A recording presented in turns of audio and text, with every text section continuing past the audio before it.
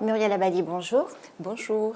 Alors nous sommes dans votre région pour la conférence internationale A World for Travel. Les participants répètent depuis ce matin à l'envi que l'heure n'est plus au palmarès, n'est plus au record. Est-ce réaliste en cette période de reprise du tourisme ?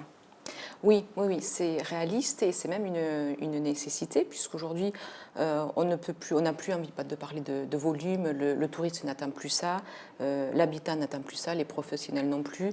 On est vraiment sur une démarche de développer, alors bien évidemment autour d'un site emblématique avec une affluence touristique, mais de développer des parcours tout autour du territoire, une affluence, un déploiement du tourisme sur tout le territoire pour éviter, le terme que j'aime pas trop employer, mais le tourisme de masse sur un même site.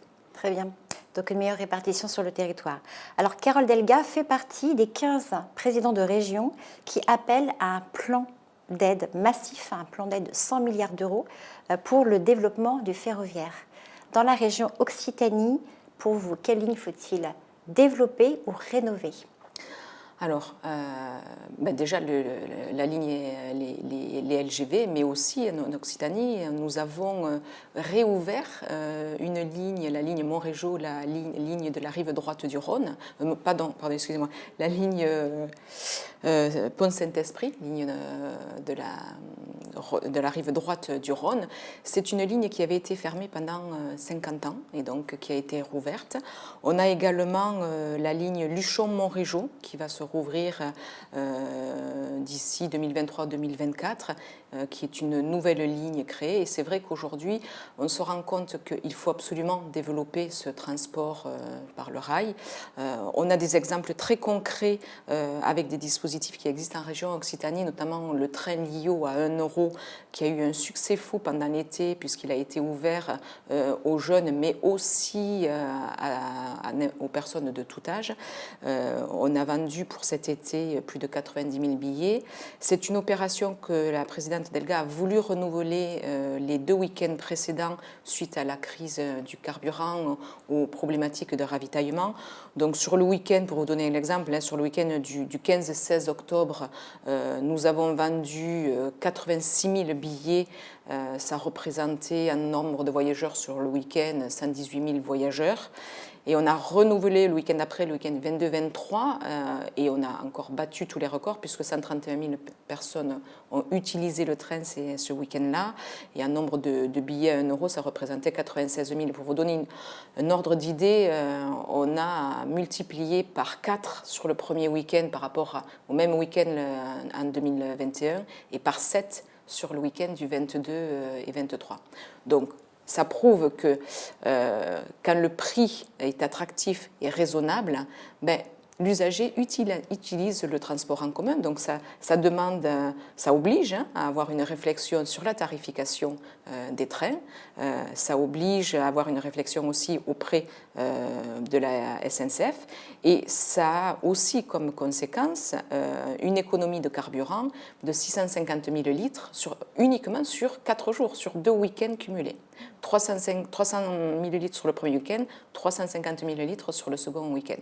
Donc voilà, donc ce sont des expérimentations qui ont été des aides directes aux familles et aux jeunes, plus ou même en difficulté. Il y a des jeunes étudiants qui sont partis visiter des musées alors qu'ils n'y seraient jamais allés.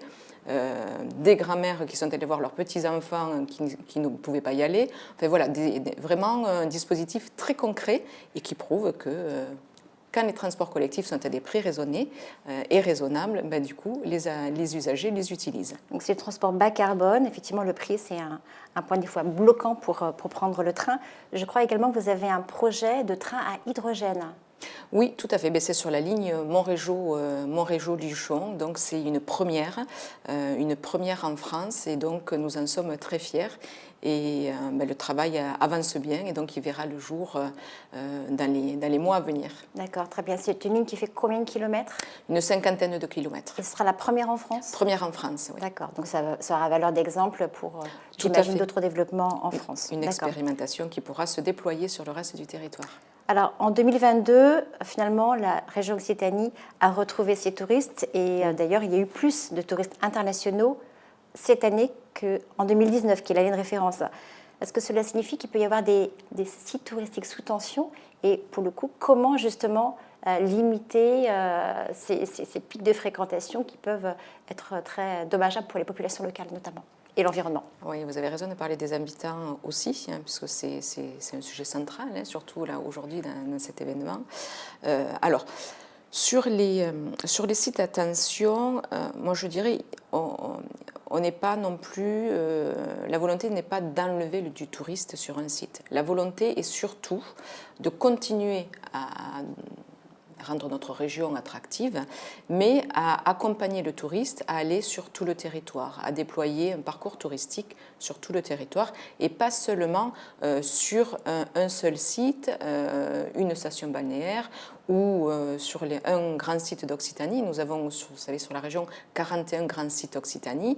Et donc la politique des grands sites d'Occitanie aujourd'hui, c'est de continuer à rendre ce territoire emblématique, mais justement ce territoire, donc pas que le site, pas que le pont du Gard ici, voilà, pas que la cité de Carcassonne, tout le pourtour, et donc on a besoin donc, de faire venir les touristes, de rendre le territoire attractif, mais en les accompagnant, en faisant en sorte qu'ils aient des possibilités, une offre touristique sur toute la commune, sur le département, et aussi, important, entre deux grands sites d'Occitanie, de manière à ce que les sites intermédiaires en fait, puissent aussi bénéficier de l'attractivité de notre région. D'accord, donc le tourisme en Occitanie, ce n'est pas que le pont du Gard.